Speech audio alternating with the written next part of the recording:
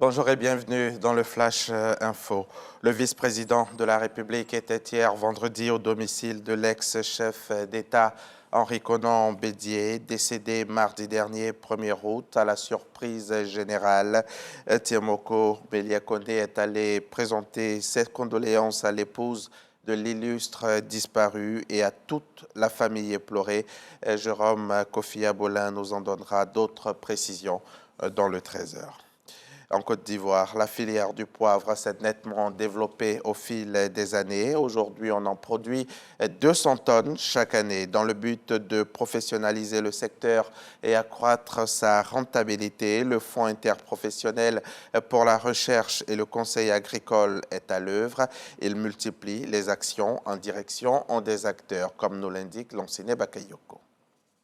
Avec l'appui du Centre national pour la recherche agronomique, le poivre est aujourd'hui produit en plantation. D'environ 20 tonnes en 2011, la production de poivre a atteint aujourd'hui 200 tonnes. Mais la filière est encore loin de répondre à la consommation nationale qui s'élève à environ 300 tonnes par an. Plusieurs contraintes ont besoin d'être relevées. L'indisponibilité du matériel végétal sélectionné, le manque d'itinéraires techniques adéquats et l'absence d'appui technique aux différents producteurs pour les accompagner dans leurs activités de tous les jours. Il y a également le financement qui n'est pas disponible au temps opportun. L'éloignement des structures de soutien et de commercialisation, ainsi que le manque d'incitation financière. Ce qu'il y a à faire pour cette filière, c'est de mener les recherches à vue de mettre au point du matériel végétal sélectionné aux producteurs et adapté aux différentes zones de production. C'est d'un.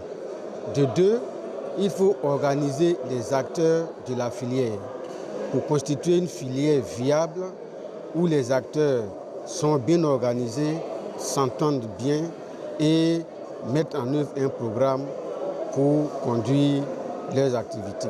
Pour la culture du poivre, la Côte d'Ivoire s'est fortement inspirée du Cameroun, où dans la région du littoral, précisément en Djombe-Pendja, l'activité occupe de nombreux agriculteurs.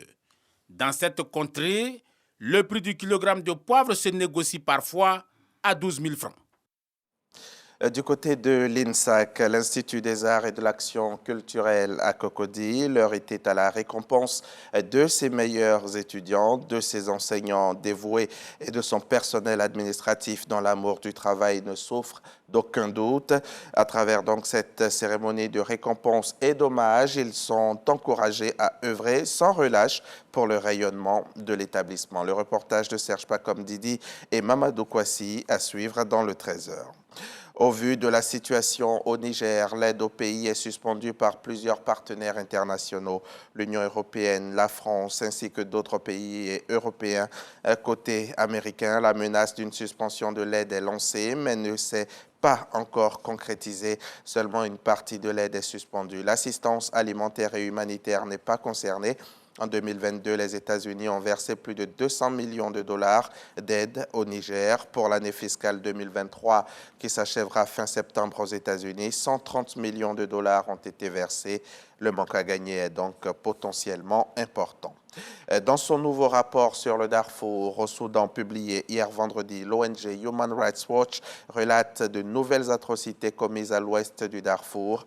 Après deux autres précédents rapportés sur la ville d'El Geneina et Misterei, Human Rights Watch accuse les forces de soutien rapide et les milices arabes alliées de commettre des exactions dans 7 villes et villages depuis le 15 avril. L'ONG sollicite le Conseil de sécurité des Nations Unies. Les 7 villes et villages pris pour cible dans l'ouest du Darfour sont aujourd'hui entièrement détruits et ou brûlés, selon Human Rights Watch, qui consacre son nouveau rapport à la ville de Sirba. L'ancien Premier ministre pakistanais Imran Khan a été condamné à 3 ans de prison pour corruption et a été arrêté par la police dans la ville de Lahore, dans l'est du pays. Le leader du parti pakistan, Tehreek-e-Insaf, fait l'objet de plus de 150 poursuites judiciaires depuis son éviction du pouvoir.